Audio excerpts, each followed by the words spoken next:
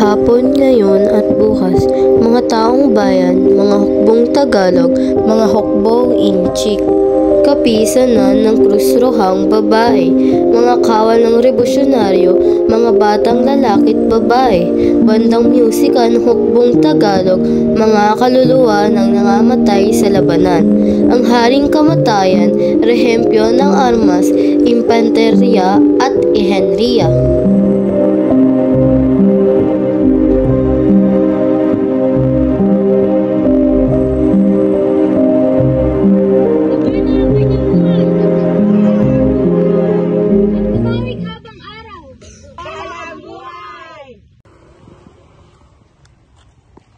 Mga walang loob, mga walang damdam, kayo'y nagsasaya bago nagluksa ang kawawang bayan. Mga walang puso, mga walang dangal, nasa na pangako kayo ay dadami sa mga pumanaw.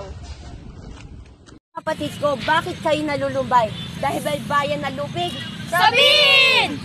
Bawiin ang pinaghirapan ng magulang! Bawiin! Tara! Mga mangmang, mga walang pinag-aralan, buti pa ang hayop, buti pa ang kalabaw, buti pa ang aso, buti pa ang hayop ay marunong magsibuhay. Ngunit ang mga taong ito ay hindi. Nananahimik ang ating mga magulang. At ano, ipaghihiganti ko? Mabubuhay pa silang muli? Ipaglalabang ko ang inang bayan. At bakit pa? Mas mabuti na magkaroon ng salapi ng alipin kaysa naman sa malaya, ngunit mahirap. Mga hangal, mabuti nga, hahanapin ko muna ang Inchik. Hahanapin ko muna si Haring Bata.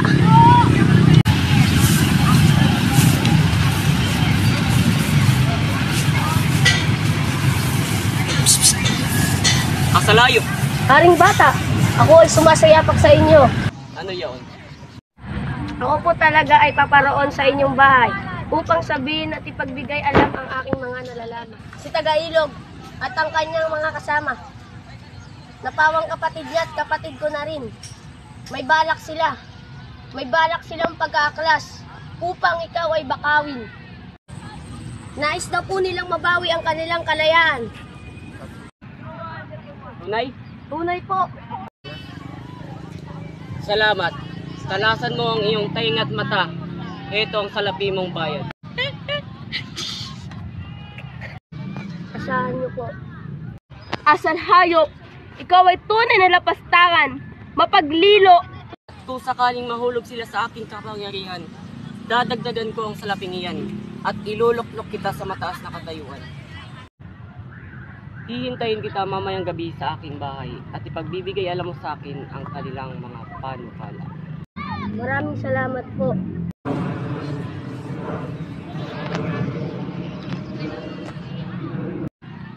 Ikaw ay tunay na isang buhong asal hayop.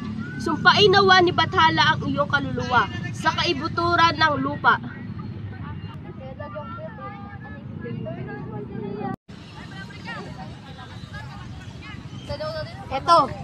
Ito ang salapi. Ito ang tunay na inang bayan. Ito ang Bathala. Mas madadagdagan pa at mas tataas ang aking katungkulan.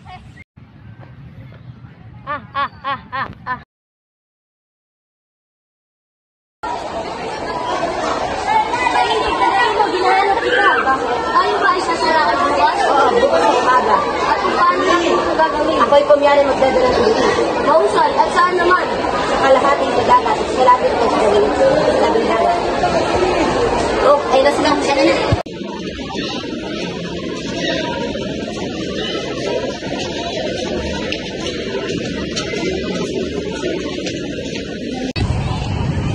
Tagailog, ako muna ay aalis.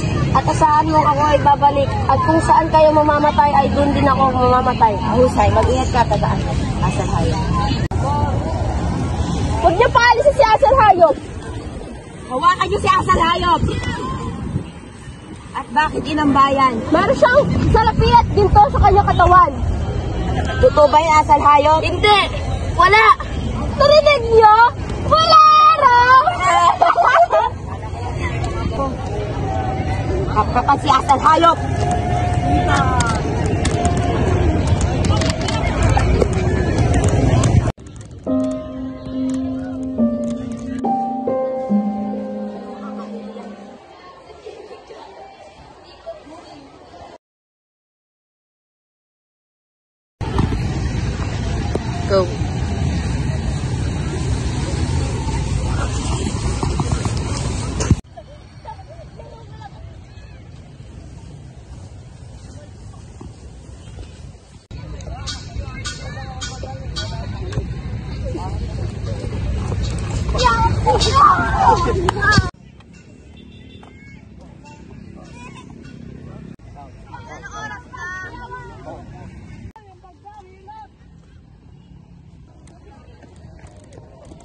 Anak ko! Ano nangyari sa'yo?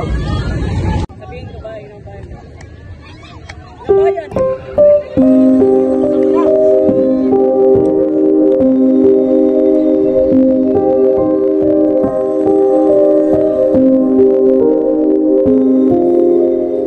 Ng bayan tumayo ka.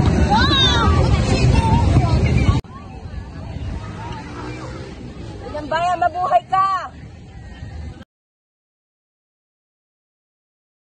Bagong Sibol, hindi mangyayari, inang bayan, o di pangako mo sa amin na kami ay iyong tawagin ng iyong maluningning na bandila, siyang lililim sa kalayaang nais namin.